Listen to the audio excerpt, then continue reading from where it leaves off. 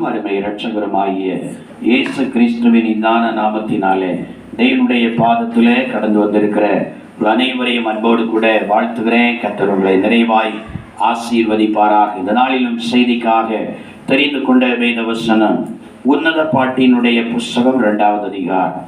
உன்னத பாட்டின் புஸ்தகம் 2வது அதிகாரம் அதனுடைய 4வது வேத வசனத்தை ஒருவர் சத்தமாய் வாசிப்போம். உன்னத பாட்டின் புஸ்தகம் 2வது அதிகாரம் 4வது வேத வசனத்தை ஒருவர் சத்தமாய் வாசிப்போம். என்னை விருந்து சாலைக்கு அழைத்து கொண்டு போனார், என் மேல் பறந்த அவருடைய கொடி நேசமே. என்னை விருந்து சாலைக்கு அழைத்து கொண்டு போனார், என் மேல் பறந்த அவருடைய கொடி நேசமே என்று சொல்லி இந்த உன்னத பாடல் புஸ்தகத்தில் நான் வாசிக்கிறோம். கர்த்தருக்கு ஸ்தோத்திரம். இங்கே மணவாட்டி தன்னுடைய மணவாளனை குறித்து அவர் சொல்லுகிறார், என்னை அவர் தம்முடைய விருந்து சாலைக்கு அழைத்து கொண்டு போனார். என்னை அவருடைய விருந்து சாலைக்கு அழைத்து கொண்டு போகுவதற்கு காரணம், என் மேல ஒரு கொடி பறந்தது. அது என்ன கொடி தெரியுமா? என் மேல வைத்திருக்கிற நேச கொடி. அல்லேலூயா. என் மேல் வைத்திருக்கிற பாசம், என் மேல் வைத்திருக்கிற நேசம், என் மேல் வைத்திருக்கிற அன்பு, அது நிமித்தமாக அவர் என்னை தம்முடைய விருந்து சாலைக்கு என்னை அழைத்து கொண்டு போனார் என்று சொல்லி அவருடைய அன்பான அந்த விருந்துல பங்கெடுத்து மகிழ செய்ய வேண்டும் என்று சொல்லி மணவாளன் தன்னுடைய மணவாட்டி என்ன செய்திருக்கிறார்? ஒரு விருந்து சாலைக்கு அழைத்து கொண்டு போயிருக்கிறார்.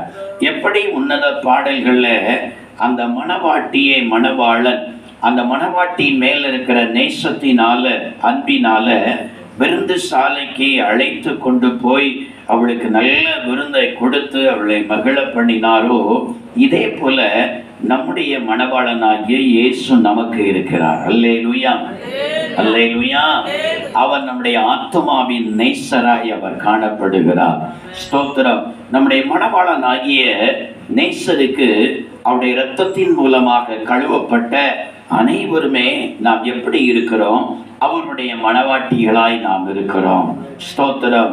எப்படி இந்த உன்னத பாடல்ல சொல்லப்பட்டிருக்கிறதான மணவாட்டிக்கு மேல நேசம் இருந்ததுனால அந்த மணவாளன் விருந்து சாலைக்கு கொண்டு போய் மகிழ பண்ணினாரோ, அந்த மணவாளனை பார்க்கிலும் நம்முடைய மணவாளன் நம்ம மேல அதை விட 1000 மடங்கு நம்ம மேல அவர் நேசம் வைத்திருக்கிறார். நமக்காக தன் ஜீவனையே சிலுவையில பலியாக ஒப்பு கொடுத்தவர், பாவியாய் ஜீவித்த நம்மேல அன்பு கூர்ந்தவர், அக்கறை காட்டினவர், நமக்காக வந்து ஜீவனை கொடுத்து நம்மை ரட்சித்து அவருடைய மணவாட்டியாய் மாற்றினவர். ஆகையினால் இதுல சொல்லப்பட்டிருக்கிற அந்த மணவாளனை பார்க்கலாம் நம்முடைய மணவாளனாகிய இயேசு கிறிஸ்து அவர் அதை விட 1000 மடங்கு நம்ம மேல நேசம் வைத்திருக்கிறதுனால நமக்காகவே, நம்மை மகிழ செய்வதற்காகவே, நம்மை சந்தோஷப்படுத்துவதற்காகவே அவரும் மத்திய ஆகாயத்துல நல்ல ஒரு விருந்து சாலையை ஏற்படுத்தி இருக்கிறார். அல்லேலூயா. அங்கேயும் அழகான நல்ல சுவையான விருந்தெல்லாம் கர்த்தர் ஆயத்தப்படுத்தி இருக்கிறார். அவருடைய மணவாட்டியாகிய நமக்காக கர்த்தர் ஆயத்தப்படுத்தி இருக்கிறார். அல்லேலூயா. ஒரு நாள் ஒரு தேவனுடைய மனுஷனை தேவன் பரலோகத்திற்கு கொண்டு போய் அவர் பல இடங்களை அவர் காண்பித்தார். தேவனுடைய வாசஸ்தலங்களை காண்பித்தார். அழகழகான கட்டடங்கள், தங்கத்தினால பொன்னினால அழகான கட்டடங்கள் இருக்கிறத அவர் காண்பித்தார். அவருடைய வீதியில் அழகாயிருக்கிறதை காண்பித்தார். இன்னும் அங்கு இருக்கிறதான ஸ்தோத்திரம் அழகான மலர்களை காண்பித்தார். அங்கு இருக்கிற ஒவ்வொரு காரியங்களை பரிசுத்தவான்கள் நின்று கர்த்தருக்கு ஆராதனை செய்கிறதான அந்த ஆராதனை ஸ்தலத்தினுடைய ஒழுங்கை எப்படி அவர்கள் ஒருமித்து ஒரே யூனிஃபார்ம்ல நின்று ஒருமித்து கரசைத்து ஆண்டவரை ஆராதிக்கிறார்கள் என்பத எல்லா காரியங்களையும் ஆண்டவர் காண்பித்தார். அடுத்து என்ன செய்தார்னா, அந்த தேவனுடைய மனுஷனை ஸ்தோத்திரம் ஒரு விருந்து சாலைக்குள்ளே அழைத்து கொண்டு போனாராம். ஸ்தோத்திரம். விருந்து சாலைக்கு அந்த கர்த்தருடைய தூதன் அழைத்து கொண்டு போய் அங்க காண்பித்த வேளையில பாருங்க, அந்த விருந்து சாலை மிகவும் பார்ப்பதற்கு இந்த உலகத்துல எங்கேயுமே நாம் கண்டிராத டைனிங் ஹாலை போல அல்ல. பாருங்க, டைனிங் ஹாலை போல அல்ல, அத்தவிட்ட மேன்மையாக ஆசீர்வாதமாக அதை பார்ப்பதற்கு அழகாக இருந்ததாம். அவ்வளவு பயங்கரமான டைனிங் ஹால் நீளமாய் போய்கொண்டிருக்கிறது. டைனிங் டேபிள் அப்படி நீளமாய் போய்கொண்டிருக்கிறது. 2 பக்கமும் சேர் போட்டு இருக்கிறது. பாருங்க, அந்த சேருக்கு முன்னால அங்க என்ன வச்சிருக்கிறதா, உணவு அழகாக வரிசையாக ஒவ்வொருவருக்கும் வைக்கப்பட்டிருக்கிறதா. அல்லேலூயா, அல்லேலூயா, கர்த்தருக்கு ஸ்தோத்திரம். அதை பார்ப்பதற்கு மிகவும் அழகாக காணப்பட்டதாம். அப்பொழுது இந்த பரிசுத்தமா அந்த கர்த்தருடைய தூதனை பார்த்து கேட்டாரா, இது என்ன பயங்கரமான டைனிங் ஹாலா இருக்குது, ஸ்தோத்திரம், விருதெல்லாம் இருக்குது, இது என்ன, இது யாருக்காக ஆயத்தமாக்கப்பட்டு இருக்கிறது, யாரையும் இங்க காணலையே என்று சொன்ன வேளையில தான் கர்த்தருடைய தூதன் சொன்னானா, கர்த்தருடைய பரிசுத்தவான்களுக்காக அவர் என்ன செய்திருக்கிறார், இந்த அழகான விருந்து சாலை ஏற்படுத்தி இருக்கிறார். எல்லா விருந்தும் ஆயத்தமாக்கப்பட்டிருக்கிறது. அல்லேலூயா, பரிசுத்தவான்களுக்கு தேவையான எல்லா விருந்தும் ஆயத்தமாக்கப்பட்டிருக்கிறது. பரிசுத்தவான்கள் தான் இனி ஆயத்தப்பட வேண்டியது இருக்கிறது என்று சொன்னாராம். அல்லேலூயா. நாம் போகுவதற்கு முன்பதாகவே அந்த விருந்து சாலையில நம்முடைய மணவாளனாகிய இயேசு கிறிஸ்து நமக்காக அழகான அருமையான விருந்தை ஏற்படுத்தி இருக்கிறார். நல்ல அழகான கல்யாண சாலையை கூட நமக்காக கர்த்தர் ஏற்படுத்தி இருக்கிறார். அல்லேலூயா, அல்லேலூயா. ஒரு நாள் அங்க போய் சேர்கிற நேரத்துல கர்த்தர் அந்த கல்யாண சாலையில் கொண்டு போய் அந்த கல்யாண விருந்துல நம்மை புசிக்க வைத்து நம்மை மகிழ பண்ணுவார். அப்பொழுது நம்முடைய உள்ளத்திலிருந்து ஒரு பெரிய சந்தோஷம், ஒரு பெரிய ஆனந்தம், ஒரு பெரிய பேரின்பம் நம்முடைய வாழ்க்கையில காணப்படும். அல்லேலூயா, ஹல்லேலூயா, ஸ்தோத்திரம். அந்த விருந்தை குறித்து கர்த்தருடைய வேதத்துல நாம் வாசித்து பார்த்தால் வெளிப்படுத்தின விசேஷம் 19வது அதிகாரம் அதனுடைய 9வது வசனத்தை நாம் வாசித்து பார்க்கும் பொழுது, ஆட்டுக்குட்டியானவரின் கல்யாண விருந்துக்கு அழைக்கப்பட்டவர்கள் பாக்கியவான்கள் என்று சொல்லி எழுதியிருக்கிறது. அல்லேலூயா. இந்த கல்யாண விருந்துக்கு யார் யாரெல்லாம் ஆண்டவர் அழைத்திருக்கிறாரோ அவர்கள் எல்லாருமே எப்படிப்பட்டவர்களாய் இருக்கிறார்களாம், பாக்கியவான்களாய் இருக்கிறார்கள். அல்லேலூயா, அல்லேலூயா, ஸ்தோத்திரம். இந்த பூமியில கல்யாணத்துக்கு அழைக்காவிட்டாலும், பூமிக்குரிய கல்யாணத்திற்கு நம்மை அழைத்து நல்ல விருந்தை கொடுத்தாலும் இதுல நாம் பாக்கியவான்களாய் நாம் மாறுகிறதில்லை, பாக்கியவதிகளாய் நாம் மாறுகிறதில்லை.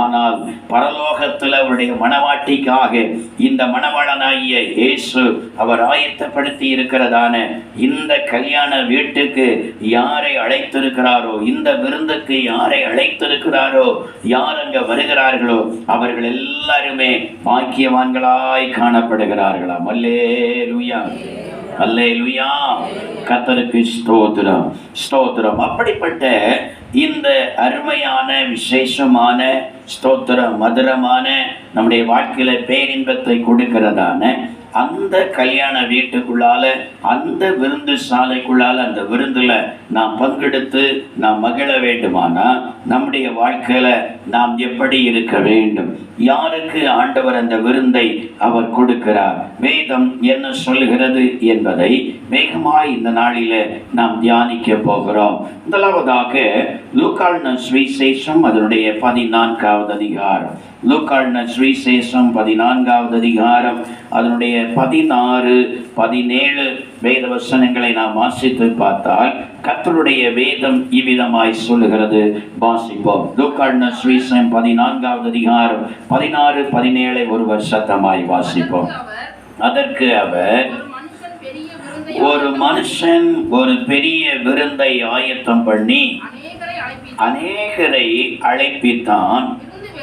விருந்து வேளையில் தன் ஊழியக்காரனை நோக்கி, நீ அழைக்கப்பட்டவர்களிடத்தில் போய் எல்லாம் ஆயத்தமாயிருக்கிறது, வாருங்கள் என்று சொல்லென்று அவனை அனுப்பினான் என்று சொல்லி இந்த வேத வசனத்திலே வாசிக்கிறோம். பாருங்க, பரலோகத்துல நடைபெறுகிற அந்த விருந்தை குறித்து பூலோகத்துல இயேசு சொல்லுகிற நேரத்துல ஒரு உவமையாக அவர் சொல்லுகிறார்.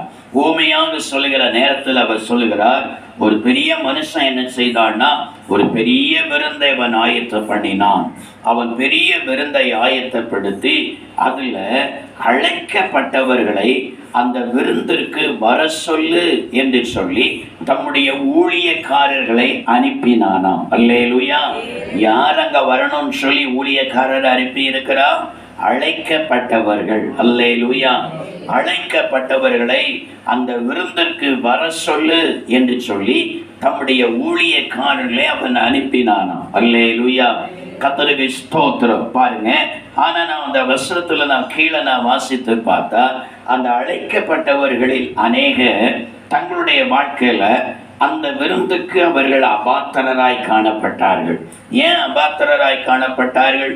அநேகர் அந்த விருந்து அவர்கள் அருந்த முடியல. ஏன் அது அருந்த முடியல?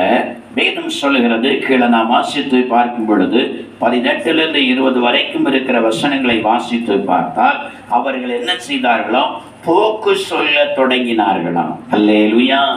அவர்கள் எல்லாரும் போக்கு சொல்ல தொடங்கினார்கள். பாருங்க, ஒவ்வொருத்தரும் ஒவ்வொரு விதமான சாக்கு சொல்லுகிறார். ஊழியக்கார போய் அழைக்கிறார், உங்களெல்லாம் அந்த எஜமான் அழைத்தாரு, உங்களை எல்லாரும் அந்த விருந்துக்கும் சொல்லி ஏற்கனவே உங்களுக்கு அழைப்பு தந்திருந்தாரு, அழைத்திருந்தாரு, இப்ப எல்லாம் ரெடி ஆச்சு, நீங்க வாங்க அப்படி என்று சொல்லி அழைத்தால் ஒவ்வொருவரும் தன்னுடைய வாழ்க்கையில போக்கு சொல்ல தொடங்கினார்களாம். ஒருவன் சொல்லுகிறான், நான் வயலை இப்ப வாங்கியிருக்கிறேன், அந்த வயலை போய் நான் அகத்தியமாய் பார்க்க வேண்டி இருக்கிறேன்னு சொல்லுகிறான். ஒருவன் சொல்லுகிறான், நான் ஏர்மாடு வாங்கி இருக்கிறேன், அதை நான் சோதித்து பார்க்க போகிறேன்னு சொல்லுகிறான்.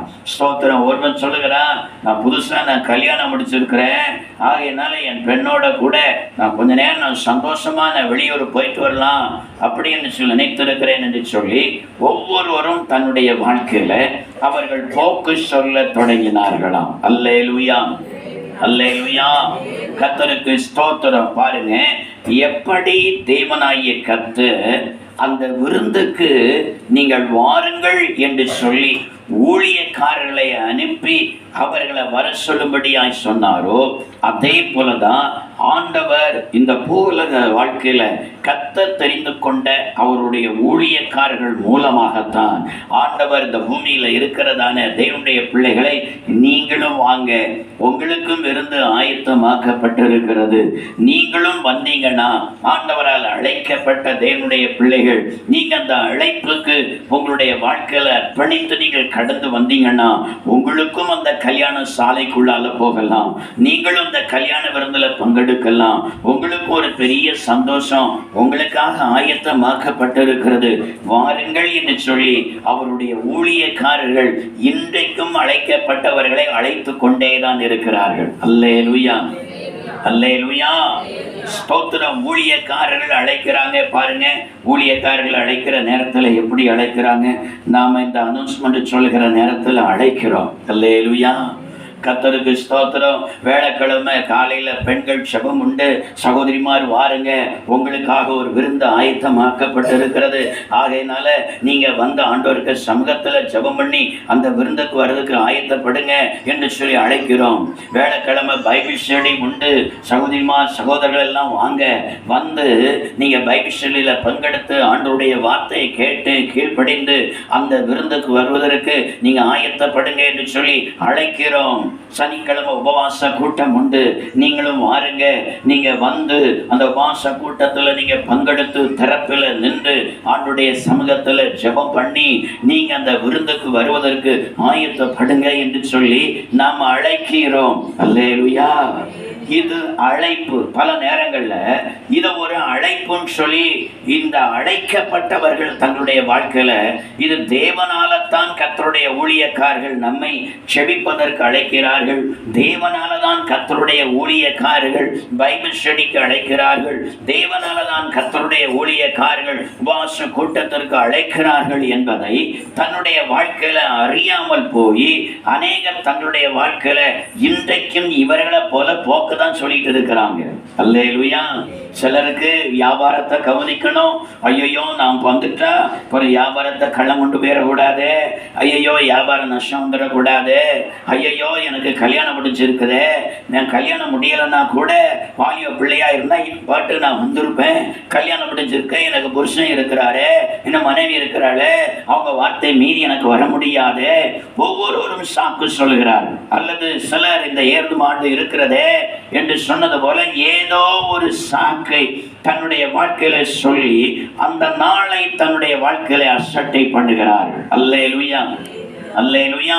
இது தேவனுடைய அழைப்பு என்பதை அறியாமல் ஊழியக்காரர்கள் தான் யாரோ நேரப்போக்குக்காக சபையில ஏதோ ஆத்துமாக்கள் கூட வேண்டும் என்பதற்காக அவர் என்ன செய்கிறார், அழைக்கிறார் என்று சொல்லி தன்னுடைய வாழ்க்கையில தவறான எண்ணம் கொண்டு தவறாக சிந்தித்து தவறாக தன்னுடைய வாழ்க்கையில நினைத்து அந்த அழைப்பை அசட்டை பண்ணுகிறதுனால ஒரு நாள் மணவாளனாக இயேசு கிறிஸ்து ஸ்தோத்திரம் அவர் மணவாளனாக அவர் வரும் பொழுது அந்த கல்யாண விருத்துக்கு ஊழியக்காரருடைய வார்த்தைகளுக்கு யார் யார் அற்பமா எண்ணாமல் அலட்சியம் பண்ணாமல் அதற்கு தன்னை அப்படியே என்னை அழைப்பதற்கு நான் எம்மாத்திரம், என்னை அழைப்பதற்கு நான் இந்த காரியங்களுக்கு எம்மாத்திரம் என்று சொல்லி அழைப்பின் சத்தத்திற்கு யார் அர்ப்பணிக்கிறார்களோ அவர்களை அழைத்து செல்வதற்காக மணவாளனாகிய இயேசு கிறிஸ்து வருகிறார். அல்லேலூயா, அல்லேலூயா,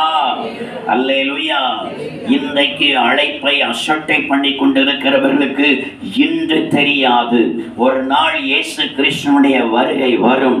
அந்த வருகையில தான் தெரியும், ஐயையோ நான் இந்த அழைப்பை அசட்டை பண்ணினனே, அலட்சியம் பண்ணினனே, நான் போக்கு சொல்லிட்டு நான் வீட்டுல சொம்பேறியா கிடந்தனே, இப்பொழுதோ எனக்கு அங்க போக முடியலையே, கல்யாண வீட்டுக்கு போக முடியலையே என்று சொல்லி தன்னுடைய வாழ்க்கையில் அப்பொழுதுதான் அவர்கள் கலங்குவார்கள். அல்லேலூயா. பாருங்க, கிறிஸ்தவர்களில பாருங்க, பெரும்பான்மையான கிறிஸ்தவர்களில இன்னும் சிலர் தங்களுடைய வாழ்க்கையில உண்மை கிறிஸ்தவர்களாக இன்னும் மாறல. பாருங்க, கிறிஸ்தவர்கள பல வெரைட்டிஸ் இருக்கிறது.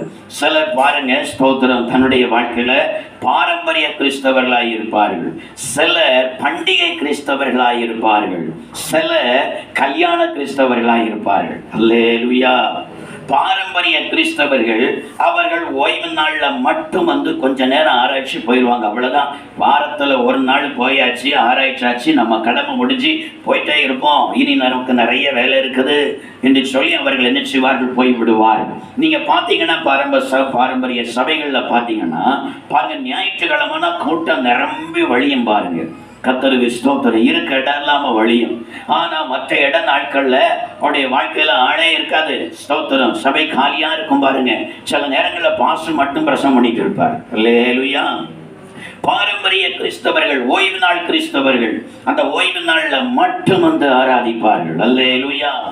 இன்னைக்கு சபைக்குள்ளால ஓய்வு நாள் கிறிஸ்தவ பாரம்பரிய ஓய்வு நாள் கிறிஸ்தவர்கள் பெந்தைக்கோஸ்து சபைக்குள்ள இருக்கிறாங்க. ஆனா நான் சிறுவனா இருந்த நாட்கள்ல பாருங்க, நான் சிஎஸ்ஐல நான் ஒரு பகுதியில நான் வளர்ந்தாலும் இன்னொரு பகுதியில என்னுடைய தாயினுடைய வீட்டாருடைய பெரும்பான்மையானவர்கள் அவர்கள் பெந்தைக்கோஸ்துக்காரர்களாக ஆவிக்குரியவர்களாக இருக்கிறார்கள். நான் சிறு பிராயத்திலிருந்தே நான் பார்த்திருக்கிறேன். பாருங்க, வயதான பாட்டிமாறு கூட, வயதானவர்கள் கூட, தாய்மாறு கூட, தகப்பன்மாறு கூட இட நாட்கள்ல நடக்க முடியாவிட்டாலும், கரண்ட் இல்லாவிட்டாலும், பல விலைகளை தாண்டி, பாதை சரியா விட்டாலும் பல விலைகளை தாண்டி டார்ச் அடிச்சுட்டு அப்படியே போய் ஆண்டவரை ஆராதிக்கிறாங்க. அல்லேலூயா. டார்ச் அடிச்சு கொண்டு போய் அங்க சபையில போய் இட நாட்கள்ல ஆராதித்து விட்டு என்ன செய்கிறாங்க, அவர்கள் டார்ச் அடித்து திரும்பி வருகிறாங்க. பாருங்க, அந்த இருட்டுக்குள்ளால அவங்க விழுந்தா கூட யாருக்கும் தெரியாது. ஆனாலும் கர்த்தரை நான் எப்படியாயிலும் ஆராதிக்கணும், கர்த்தருக்கு சமூகத்துல நான் எப்படியாயிலும் போகணும்னு சொல்லி தன்னுடைய வாழ்க்கையில அவ்வளவு பிரயாசப்பட்டு நடக்க முடியாவிட்டாலும் டார்ச் அடிச்சு மெதுவாக இருந்து போகிறார். அல்லேலூயா. இன்னைக்கு பாருங்க, மாடல் கிறிஸ்தவமா மாறிவிட்டது. ஸ்தோத்திரம். பண்டிகை கிறிஸ்தவர்கள் இருக்கிறாங்க, இதே போல பாரம்பரிய கிறிஸ்தவர்கள், ஓய்வு நாள் கிறிஸ்தவர்கள் இருக்கிறாங்க. இந்த ஓய்வு நாள் கிறிஸ்தவர்கள் சிலர் ஆராதனைக்கு எத்தனை மணிக்கு தான் வரீங்க? ஸ்தோத்திரம், அரை மணி பாரு, 8:45 சார், 8:40 வந்திருக்கிறார், 20 நிமிஷம் ஆராதனைக்கு வந்திருக்கிறாங்க. அல்லேலூயா. கர்த்தருக்கு ஸ்தோத்திரம். ஆண்டவர் இதெல்லாம் பார்த்து கொண்டே இருக்கிறார். சபையில் ஆண்டவர் பார்த்து கொண்டே இருக்கிறார். என் மனவாட்டி வார நேரமா? நான் 7 மணிக்கே நான் வந்து என் மனவாட்டிக்காக காத்திருக்கிறேன். நான் 7 மணிக்கே வந்து காத்திருந்தா என் மனவாட்டி ஸ்தோத்திரம் எத்தனை மணிக்கு வாரா? நான் பாரு 8:40 வாராளே, 20 நிமிஷம் ஆராதிக்க வருகிறாளே. அல்லேலூயா. சிலருக்கு விருந்தாட்கள் நின்றால் அவர்களுக்கு ஆராதனை இல்லை. சிலருக்கு விருந்தாட்கள் வந்தா அன்னைக்கு நேரமே வந்துடுறாங்க. நான் இதுலேருந்து நினைக்கிறேன், இந்த வீட்டில் டெய்லி விருந்தாள் வந்தால் எவ்வளவு நலமா இருக்கும், நேரமே ஆராதனைக்கு வந்துடுவாங்களேன்னு சொல்லி. அல்லேலூயா, அல்லேலூயா, ஸ்தோத்திரம். சில பண்டிகை கிறிஸ்தவர்கள் இருக்கிறாங்க. பண்டிகை நாட்களில் பாருங்க, கூட்டம் நிரம்பி வழியும். கிறிஸ்துமஸ் ஆராதனைக்கு பாருங்க, அது இடநாளில் தான் இருக்கும். சமயத்தில் அதிகாலையில் இருக்கும். அதிகாலை ஆனாலும் கூட்டம் நிரம்பி வழியும். அல்லேலூயா. புது வருஷம் ஆராதனை நடுராத்திரியில் நடக்கிறது. நடுராத்திரி ஆனாலும் தூக்கத்தை வெறுத்து அன்னைக்கு சபையில் ஆத்துமாக்கள் நிரம்பி வழியும். அல்லேலூயா. பண்டிகை கிறிஸ்தவர்கள் இருக்கிறார்கள். இன்னும் சில கல்யாணத்துக்காக மட்டும் கிறிஸ்தவர்களாக இருக்கிறார்கள். கல்யாணத்துக்காக மட்டும் சபைக்கு வருவாங்க. அல்லேலூயா. அந்த கல்யாணத்துக்காக மட்டும் சபையில வந்து பங்கெடுப்பாங்க. அந்த நோட்டீஸ் வாசிக்கிற நாளும் திருப்பி ஆராதனை முடிஞ்ச 1 வாரமா என்ன வந்தா உண்டு. அது பிற்பாடு கல்யாணம் முடிஞ்சாச்சுல, அவ்வளவுதான், முடிஞ்சாச்சு, நம்முடைய கடமையெல்லாம் முடிச்சாச்சு, நம்ம போயிடுவோம்னு சொல்லி போயிடுவாங்க. இவர்கள் எல்லாருமே இந்த ஓய்வு நாள் கிறிஸ்தவர்கள், பாரம்பரிய கிறிஸ்தவர்கள், பண்டிகை கிறிஸ்தவர்கள், ஸ்தோத்திரம், கல்யாண கிறிஸ்தவர்கள் எல்லாம் ஒரு நாள் என் இயேசு வருவார் மணவாளனாக. அப்பொழுது அவர்கள் தங்களுடைய வாழ்க்கையில வெட்கப்பட்டு தலை கொண்டு நிற்பார்கள். ஐயோ, பாஸ்டர் ஞாயிற்றுக்கிழமை அனௌன்ஸ்மெண்ட் பண்ணி நம்மளெல்லாம் அழைச்சாரு. ஒவ்வொரு கூட்டத்துக்குள்ள காரியங்கள் அனௌன்ஸ் பண்ணி கொடுத்த அழைப்பும் கூட என் வாழ்க்கையில நேரம் இருந்தும் கூட நான் போக்கு சொல்லி என் காலத்தை நான் கடத்தினேனே என்று சொல்லி ஒரு நாள் அவர்கள் அழுகிற நாட்கள் வரும். அல்லேலூயா. ஆகையினாலதான் பாருங்க, ஆண்டவராய் இயேசு கிறிஸ்து சொல்கிறார், அவர் நேரடியா போய் அழைக்கல. எஜமான் போய் நேரடியா அழைக்கல. மணவாளன் போய் நேரடியா அழைக்கல. ஊழியக்காரர்களை தான் போய் அனுப்பிவிடார். போ, அழைக்கப்பட்டவர்களை விருந்து ஆயத்தமா இருக்குது, வர சொல்லு என்று சொல்லி அழைக்கிறார். அல்லேலூயா, அல்லேலூயா, ஸ்தோத்திரம். பாருங்க, அவர்கள் போக்கு சொன்ன வேளையில அவர்கள் ஒவ்வொருவரும் ஒவ்வொரு சாக்கு சொல்றாங்க. ஸ்தோத்திரம். எல்லாருக்கும் வேலை இருக்கத்தான் செய்யுது. வியாபாரத்தை கவனிக்கிறதுக்கு அவனுக்கு வேலை இருந்தது. ஆமா, கல்யாணம் முடிஞ்ச மனைவியோட சந்தோஷமா இருக்கிறதுக்கு அவனுக்கும் அதற்கு நேரம் இருந்தது. கர்த்தருக்கு ஸ்தோத்திரம். அதே நேரத்துல ஸ்தோத்திரம், ஏர்மாடு கொண்டவனுக்கு அதை போய் மேய்க்கிறதுக்கு எல்லாம் நேரம் இருந்தது. பாருங்க, அதற்காகத்தான் அவங்க நேரத்தை அங்க பயன்படுத்தினாங்க. அதனாலதான் வரல. ஆனா அவங்க அந்த காரியத்தை குறித்தவர்கள் அந்த வேலைக்காரத்துல ஊழியக்காரர்கள் சாக்கு சொன்னவழில ஊழியக்காரன் அதை போய் என்ன செய்யறான்னா எஜமான்ட்ட சொல்றான். அல்லேலூயா. எஜமான் இடத்த சொல்லுகிறான், ஆண்டவரே இப்படி சொல்றாங்க, இவங்க இத்தனை நாள் இப்படி வரல, இத்தனை பேர் இப்படி சொல்றாங்க, என்னென்ன சாக்கு சொல்றாங்கன்னு சொன்ன வேளையில நீங்க நல்ல வேதத்தை நீங்க ஆராய்ந்து பார்க்கணும். வேதத்தை அந்த வசனத்தை கொஞ்சம் நீங்க திரும்பி பார்க்கலாம். வேதத்தை நான் வாசித்து பார்த்தா லூக்கா சுவிசேஷம் 14வது அதிகாரம் 21வது வசனத்தை நீங்க வாசிங்க, உங்களுக்கு நல்லா உங்களுக்கு புரியும். வாசிங்க 21வது வசனம், லூக்கா 14:21 நாம் வாசிப்போம். அந்த ஊழியக்காரன் வந்து இவைகளை போக்கு சொன்ன ஒவ்வொரு காரியங்களையும் எஜமானுக்கு அறிவித்தான். அப்பொழுது வீட்டெஜமான் கோபமடைந்து, யாருக்கு மேல? ஊழியக்காரனுக்கு மேல இல்ல. அல்லேலூயா. ஊழியக்காரனுக்கு மேல கோபமடையில, யாருக்கு மேல கோபமடைந்தாராம்? போக்கு சொன்னாங்களே, நான் அழைத்திருந்தேன், இந்த அழைப்புக்கு அவர்கள் ஒரு காலத்துல தகுதியற்றவர்களாய் இருந்தார்கள், யாரும் விரும்பாதவர்களாய் இருந்தார்கள். அவர்கள் மேல் அக்கறை கொண்டு அவர்கள் மேல என் நேச கொடி பறந்ததுனால, அவர்களுக்கு மேல என் அன்பு பறந்ததுனால, என் பாசம் பறந்ததுனால, ஷேட்டில் கிடந்தவர்களை, விக்கிரகாராயில கிடந்தவர்களை, பாரம்பரியத்தில் கிடந்தவர்களை, ஒன்றுக்கு உதவாத, சாப்பாட்டுக்கு வழி இல்லாத நிலையில, வீடு வாசல் இல்லாத நிலையில, மனுஷரால் அற்பமாய் எண்ணப்பட்ட நிலையில கிடந்தவர்களை நான் தேடி போய் என் நேச கொடி அவர்கள் மேல் பறக்க விட்டு என் நேசத்தினால அவர்களை நான் அழைத்திருந்தேன். ஆனா இன்றைக்கோ அவர்கள் போக்கு சொல்லுகிறார்களே. ஏர்மாடு கிடைச்ச உடனே போக்கு சொல்லுகிறார்களே. வியாபாரம் வந்த உடனே போக்கு சொல்லுகிறார்களே. திருமணம் ஆனவுடனே போக்கு சொல்லுகிறார்களே, எஜமான் என்ன செய்தாரா? அவர்களை அழைத்த எஜமான் எந்த நிலையிலிருந்து அழைத்தேன் என்பது அவருக்கு தெரியும். அல்லேலூயா. அவர்கள் எந்த நிலையில இருக்கிற நேரத்தில் மனதுருகி அன்பு காட்டி அவர்களை அழைத்தார் என்பது எஜமானுக்கு தெரியும். ஊழியக்காரனுக்கு பல நேரத்தில் தெரியாது. ஆனா அந்த எஜமான் என்ன செய்தாரா? அப்படிப்பட்டவர்கள் தங்களுடைய வாழ்க்கையில போக்கு சொல்கிற நேரத்துல அவர் கோபமானாராம். அல்லேலூயா. அவர்களுக்கு மேல கோபமானாராம். பாருங்க, சில நேரங்கள்ல சில இப்படி போக்கு சொல்லுகிற விசுவாசிக்கு மேல கர்த்தரே கோபமா இருக்கிற நேரத்துல இவங்க போய் நின்றுட்டு எனக்கு அதை செய்ய ஆண்டவரே, இதை செய்ய ஆண்டவரே, அப்பா டேடி, டேடினாலும் அவர் திருங்க மாட்டார், அப்பானாலும் இறங்க மாட்டார், நீ என்ன சொன்னாலும் கேட்க மாட்டார். முதல்ல நீ கீழ்ப்படி. அல்லேலூயா. முதல்ல நீ கீழ்ப்படி. ஆமா, கீழ்ப்படுகிறவர்களுக்குத்தான் ஆசீர்வாதம். வேதத்தை நான் வாசித்து பார்க்கணும். உபாக புஸ்தகம் 28வது அதிகாரம் அவருடைய 2-3 வசனங்களை வாசித்து பாருங்க. 1-3 வரைக்கும்.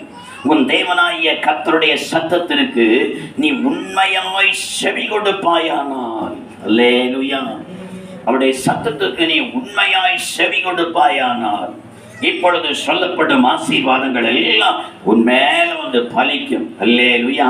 நீ வருகையிலும் ஆசீர்வதிக்கப்பட்டிருப்பாய், நீ போகையிலும் நீ ஆசீர்வதிக்கப்பட்டிருப்பாய். அல்லேலூயா. உன் கூடையும் மாப்பு செய்கிற தொட்டியும் எல்லாம் ஆசீர்வதிக்கப்பட்டிருக்கும் என்று சொல்கிறார். அல்லேலூயா. அல்லேலூயா. நாம் அழைப்பை அசட்டை பண்ணிவிட்டு என்னத்தான் நம்ம ஆண்டவருக்கு சமூகத்துல போய் கெஞ்சினாலும் பல நேரங்களில தேவன் அதற்கு செவி கொடுக்க மாட்டார் என்பதை நாம் அறிந்து வைத்திருக்க வேண்டும், புரிந்து வைத்திருக்க வேண்டும். நாம் அவரை ஏமாற்ற முடியாது. அல்லேலூயா. அவரை நாம் ஏமாற்ற முடியாது. வேதத்தை நாம் வாசித்து பார்க்கும் பொழுது லூக்கான சுவிசேஷம் 14வது அதிகாரம் 23-20 வசனங்களை நாம் வாசித்து பார்த்தால் கர்த்தருடைய வேதம் சொல்லி எஜமான் கோபம் அடைந்த வேளையில அவர் என்ன செய்தாரா? உடனே பாருங்க, அவங்க போக்கு சொல்லித்தாங்க, சரி நீ அந்த இடம் எல்லாம் காலியா இருக்குதுன்னு சொல்லி விடல, உடனே ஊழியக்காரனுக்கு சொல்லி அனுப்புறேன், நீங்க போங்க, தெருவில் போங்க, பெருவழியில் போங்க, வேதிகள் அருகில் போங்க, அங்கே ஊனர்கள் இருப்பாங்க, சப்பானிகள் இருப்பாங்க, குருடர்கள் இருப்பாங்க, அவர்களை போய் என்ன செய்யுங்க, ஏழைகள் இருப்பாங்க, சாப்பாட்டுக்கு வேற வழி இல்லாத ஏழைகள் கூட இருப்பாங்க, அவர்களை போய் என் விருந்து சாலை நிரம்பும்படியாக இங்கே கூட்டிக் கொண்டு வாருங்கள் என்று சொன்னார். அல்லேலூயா. அல்லேலூயா. அழைக்கப்பட்டவர்களுக்கு ஆசீர்வாதம் வருகிற நேரத்தில், அழைக்கப்பட்டவர்களுக்கு கல்யாணம் முடிகிற நேரத்தில், அழைக்கப்பட்டவர்களுக்கு வியாபாரம் கிடைக்கிற நேரத்தில், அழைக்கப்பட்டவர்களுக்கு எருமாடு கிடைக்கிற நேரத்தில் அழைப்பை அசட்டை பண்ணுகிறார்கள். ஆகையினால போ, ஏழைகள், இன்னும் இந்த பூமியில ஏழைகள் இருக்கிறார்கள், சப்பானிகள் இருக்கிறார்கள், குருடர்கள் இருக்கிறார்கள், ஸ்தோத்திரம், பெரு வழியில போங்க, அங்க காணுகிற நல்லார் பொல்லாரை கூட என் வீடு நிரம்பும்படியாக, என் கல்யாண சாலை நிரம்பும்படியாக அழைத்து கொண்டு வாருங்கள் என்று சொல்கிறார். அல்லேலூயா. அல்லேலூயா. ஸ்தோத்திரம். பல நேரங்களில நம்முடைய ஸ்தானத்தை நாம் இழந்து விடுகிறோம். நம்முடைய ஸ்தானத்துல இன்னொரு நம்மை விட அற்பமாய் எண்ணப்பட்டவர்கள் அந்த ஸ்தானத்துல வந்து விடுகிறார்கள். அல்லேலூயா. அடிக்கடி சொல்லுகிற வார்த்தை, கர்த்தர் என்ன ஊழியத்துல பாருங்க, அவர் அழைத்த நேரத்துல முதல் நாள் அழைக்கிறார், பைசோன் உனக்காக நான் மரித்தேனே, நீ வா, சமாதானத்தை இழந்து தவிக்கிற என் ஜனங்களுக்கு போய் என்னுடைய சுவிசேஷத்தை சொல்லி என்று சொன்னார். நான் எழும்பி முழங்கால் போட்டு, ஆண்டவரே எனக்கு சுவிசேஷம் சொல்ல தெரியாது, எனக்கு பைபிளே வாசிக்க தெரியாது, நீ என்ன போய் ஊழியத்துக்கு அழைக்கிறீரே, நான் எங்க பேசிக்கிடுவேன், வேற யாராயிலும் படித்தவர்கள் இருப்பார்கள், நல்ல பெந்தைக்கோஸ்துக்காரர்கள் இருப்பார்கள், அவர்களை அழையும் சொல்லி படுத்துட்டேன். அல்லேலூயா. இரண்டாவது நாள் மறுபடியும் அழைக்கிறார், பைசோன் உனக்காக நான் மரித்தேனே, உனக்கு நான் சமாதானத்தை தந்து வாழ வைத்தேனே, இந்த சமாதானத்தை இழந்து தவிக்கிற இந்த ஜனங்களுக்கு போய் என்னுடைய வார்த்தையை சொல்லி என்று சொன்னார். இரண்டாவது நாளும் அதே போல எழுப்பி முழங்கால் படியிட்டு இந்த வார்த்தையாளர்களை ஊருக்குள்ள இருக்கிற சில பெந்தைக்கோஸ்துக்காரர்களை நான் அடையாளம் காண்பித்து, ஆண்டவரே எனக்கு ஒண்ணுமே தெரியாது, ஆண்டவரே பைபிள்ல என்ன எனக்கு தெரியும், என்ன போய் நீ பேச சொல்றீரே, அவங்கள அழைத்து அவங்கள பயன்படுத்த எனக்கு தெரியாது, நான் பேதையா இருக்கிறேன்னு சொல்லி மறுபடியும் நான் படித்து விட்டேன். அல்லேலூயா. மூன்றாவது முறையாக ஆண்டவர் சொன்னார், இதோ நான் சீக்கிரமா நான் வரப்போறேன், நீ போய் நான் வருகிறதை குறித்து, என் வருகை குறித்து இந்த ஜனங்களுக்கு நீ சொல்லாவிட்டால் உன்னை விட அதிக பேதையை நான் கரத்தில் எடுத்து உன் கண்களுக்கு முன்பதாக நான் பயன்படுத்துவேன். அப்பொழுது நான் உனக்கு தந்திருக்கிற எல்லா கிருபையை நீ இழந்து போவாய் என்று சொன்னார்.